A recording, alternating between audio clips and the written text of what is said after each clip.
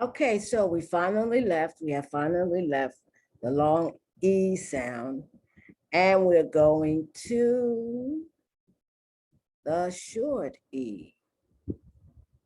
Share. And listen to the sound of the short E. Look at the phonetic representation. It's different. So if you were to see this word written phonetically, you would not think it had anything in common with a word with a long E written phonetically. So what we're going to do is, let's listen to the word ed, bed, ed, bet, ed, ed, ed. It's short, like the E, just like the A is A, but the short A is A. There's a couple of them, right? And it's short. That's why they call it long versus short. One you elongate it, and the other you shorten it. That bag, egg. A lot of times, this is not always true. This is not always true, but a lot of times, if there's only the E, no other vowel in the word, the word will be, the E will be short, but it's not always true. And it definitely is not always true with the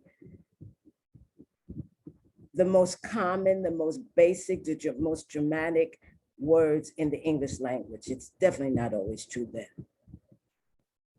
Beck, to be at someone's beck and call. That is to be ready whenever that person needs you to jump and to do what that person wants, to be at someone's beck and call. Best, we all know. Well, if you don't know the word best, it's one of the most important words in the English language.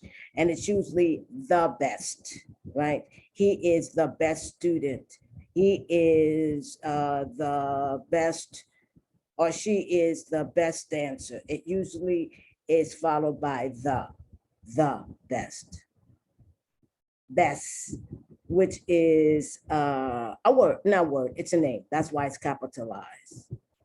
Debt, this word is important.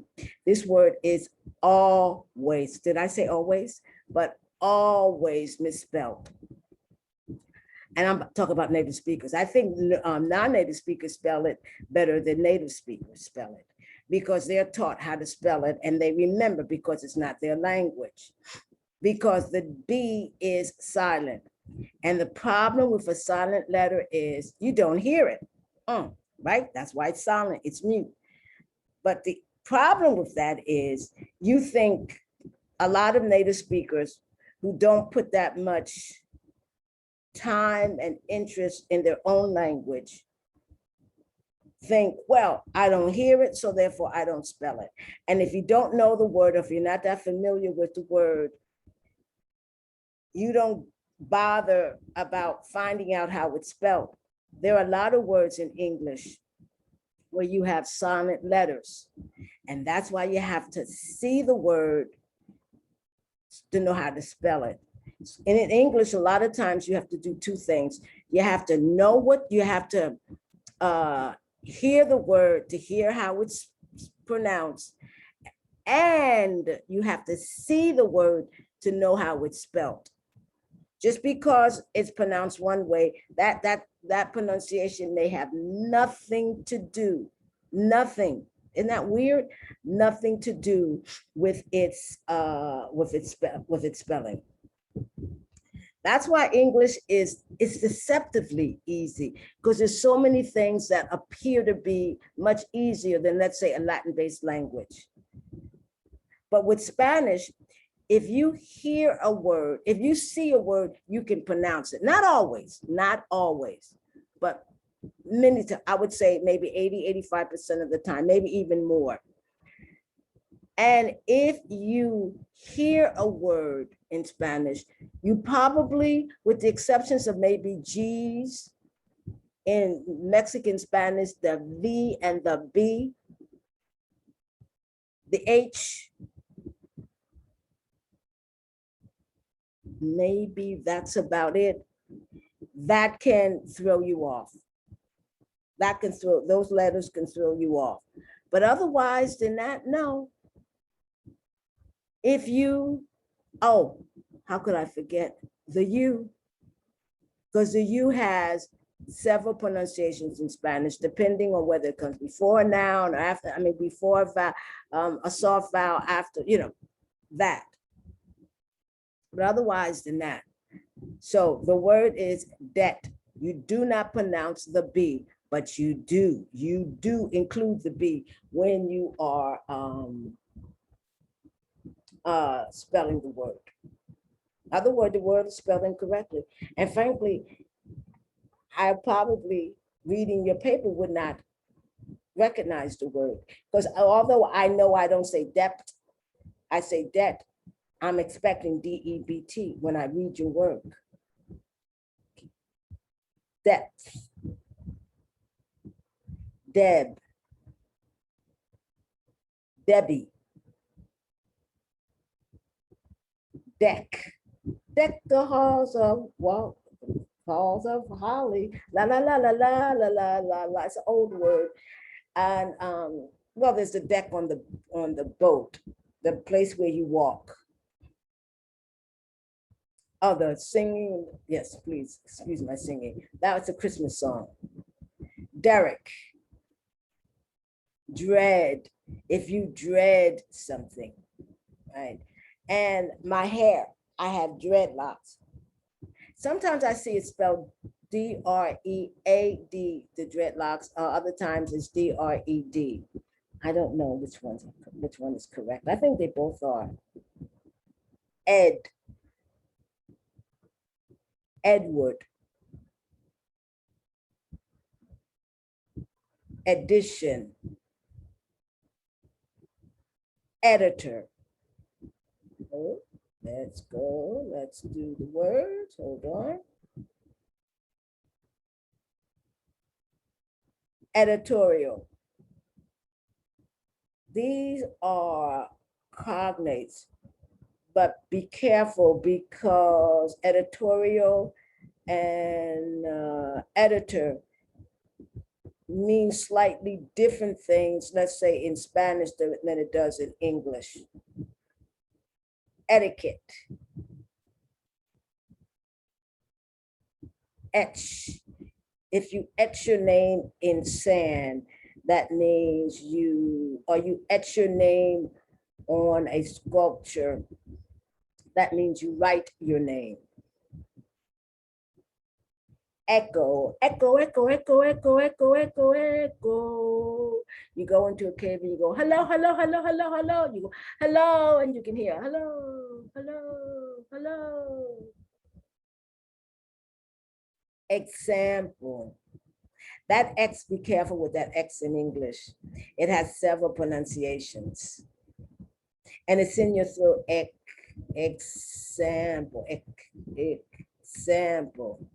That X in Spanish also, that's a letter that you have to be careful about. X in Spanish. Fed, the past tense of the verb to feed. You'll notice something. It's not a pattern, but there's a couple words. The simple form of the word, the infinitive form of the word, it's in the long E. Bleed. Feed. E. B-L-E-E-D. Bleed. Feed. F-E-E. F-E-E-D. Feed. The past tense form, the past participle form, they chop off one E. Well, whatever, the one E is removed. Nobody chopped it off. One E is removed, right? And so the simple form, the past participle form, no, the simple form and the infinitive form is E, feed. The past tense form, preterite form, and the past participle form is fed. Same thing with bleed. simple form, infinitive form, simple form, bleed, past participle form, and past tense form, fed. I mean, bled, excuse me, bled. Federal. Oh, one more thing. Fed is also an unofficial abbreviation for federal, right? Especially the people from the federal government, the feds, are coming to see you. But that's unofficial. Frederick, one of the most important Fredericks in American history, Frederick Douglass. Fred. I can't imagine anybody calling Frederick Douglass Fred, but they probably did. They didn't know him as an important figure in the 19th century, right? Well, they knew he was important and he was an important figure, even though he started off as an enslaved child.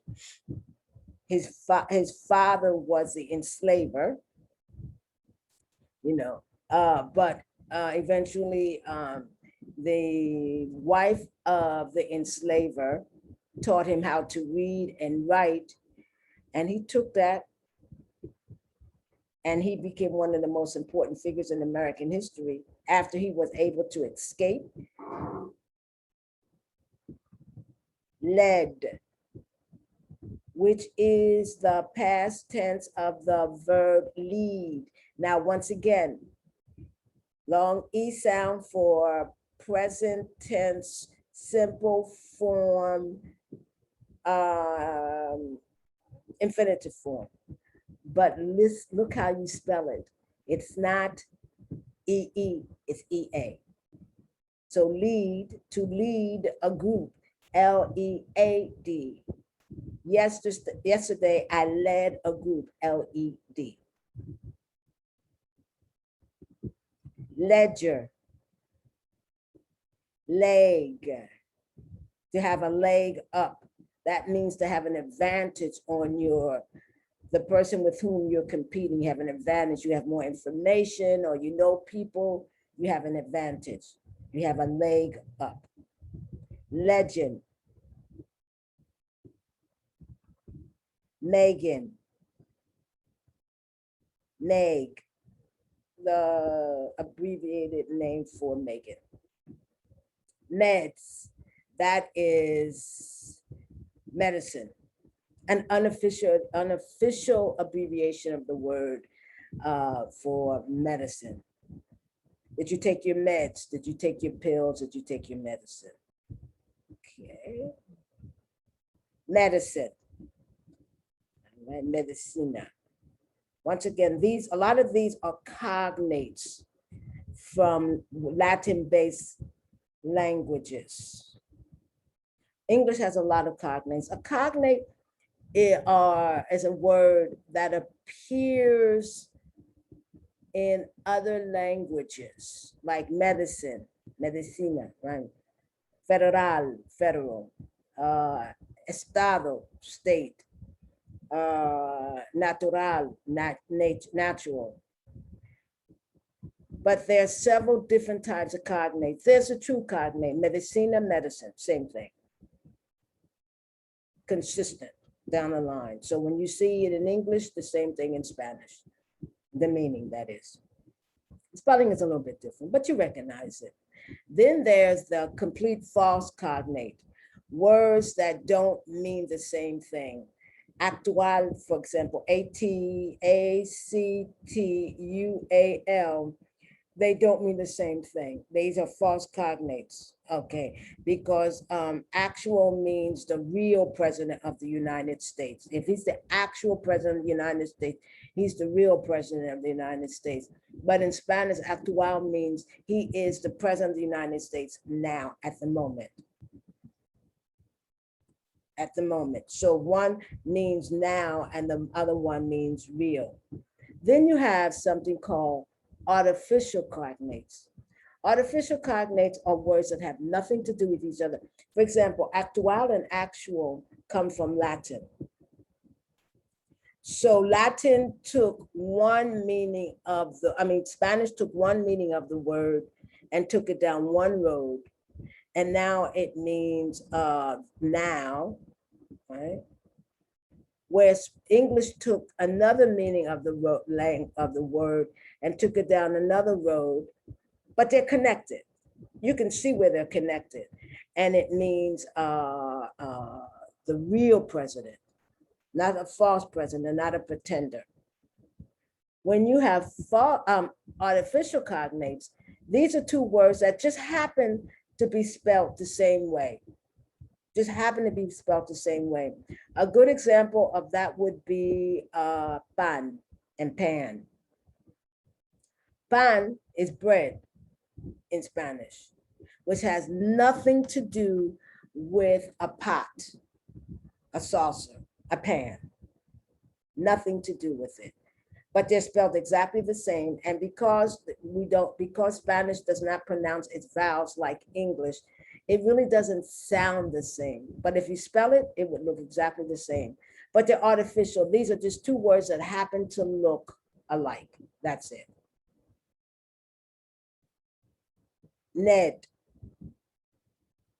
necessary, an important word in English, necesario. And also it's a cognate. We recognize it in French, you recognize it in Spanish, you recognize it in Italian and Portuguese.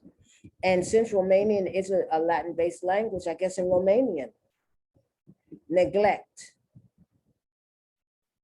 neck. This is your neck right here. The thing between your head and your shoulders, your neck. Nellie, Neptune, reputation. And once again, this is a cognate. Many times when you see shun in English, Tion, in Spanish, it's sion, C-I-O, accent N. All right, so the Spanish, the English is Tion, the Spanish is C-I accent, C-I-O accent N, the accent on the O, by the way, not on the N. You never see an accent in Spanish on a consonant. Red, red is a homograph and red is a homophone. As a homophone, you see red, R-E-D, and R-E-A-D. Both are pronounced red. That is, when you're saying, for example, I read the paper. So the past tense of the verb read, the past tense of the verb read, the R-E-A-D is read, R-E-A-D. Okay, I'm wrong. The red R-E-D is not a homograph. What's the homograph is the R-E-A-D. Its partner, red, the color red, and the past tense and the past participle of the verb to read, which is read. I read the newspaper. I have read the newspaper many times. Now, R-E-A-D has two pronunciations. You can either spell it read, I like to read the newspaper, or read, I read the book, parts of the book yesterday, R-E-A-D. Ready, regular. This is most definitely a homophone. A cognate. In Spanish, regular, and in English, it's regular. Sometimes you use it the same. Sometimes you don't. Sometimes you don't use it. It means the same thing, but you don't use it in the same way. Like somebody say, "¿Cómo estás? How are you?" Regular. In English, somebody say, "How are you?" Say regular. I don't know. I don't think you say regular. You say, "I'm fine. I'm okay." Right? Or you know, you could say that your grades are regular. In English, you don't do that. You don't say my grades are regular. You just say they're a C grade. That's like say a C student. Okay. No twirling of the R's in English. Regulation. TED for Theodore, Teddy Roosevelt, Ted Kennedy. Although Teddy Roosevelt, Ted was the nickname for Theodore, I didn't know this until many years later. Ted is also the nickname for some people. You know, you have Edward, Ed, Eddie, and some people call you Ted. Ted Kennedy's official name was Edward Kennedy. Tentative. Wed, which is the verb to wed or to get married or to hook up. That's very informal, very informal. You have to be very careful where you use that. And this is part of Black English, to jump the broom, because enslaved people weren't allowed to get married, at least not married officially. So they would jump the broom, they have a broom, they would jump it together. That meant, at least in their community, that they were married. And a lot of times, Black people today said, I'm going to jump the broom. That means I'm going to get married. I'm going to wed. You don't hear people say, I'm going to wed. You say, I'm going to get married. But they do use wed at the longer form, wedding. So you wed at a wedding. You get married at a wedding. Z, this is British English, not American English. Z is the Z. When they say the alphabet X, Y, Z, Americans say X, Y, Z. But this is closer to the Latin form. In Spanish, it's theta, and it's spelled, you know, almost the same way. You recognize it. A British person would, an American wouldn't, unless he knows that Z is also Z. Vector, and that's it. So that's the short E sound. And you can see once again that phonetically speaking, it's written differently than the long E sound. And that's what you're going to have to get used to. You're going to have to get used to looking at a word, and I guess in the beginning, because I don't remember when I was learning how to read, and learning how to pronounce that word and not pronounce it the way it's not automatically pronounced the way it's pronounced in the alphabet. Because the short E, you don't say short letters in the alphabet. You just do the long letters. And the children are taught, when they say the alphabet, they're saying its name, but they're also taught that each letter, well, not each letter, but each vowel and some consonants have other names too that you have to know. Okay, so we continue, and I want to thank you for coming to listen to my Zoom cast. And I hope you learned something, especially if you're going to teach English. You're learning how to explain to students why something is pronounced the way it is. So we're at welcome, WYLCOME.com, welcome.com. Please subscribe so that I get as many subscriptions as possible. Maybe YouTube will notice me. And I get paid through them rather than being forced to sell, because I don't want to sell my stuff. I want to, my products, I want to give them away. I want to make them available to anyone who needs them, who wants them, who want to improve their English. So I want to thank you again. And I should stop saying so. That's a bad habit. I want to thank you again and come back. We'll have more videos available. Thank you.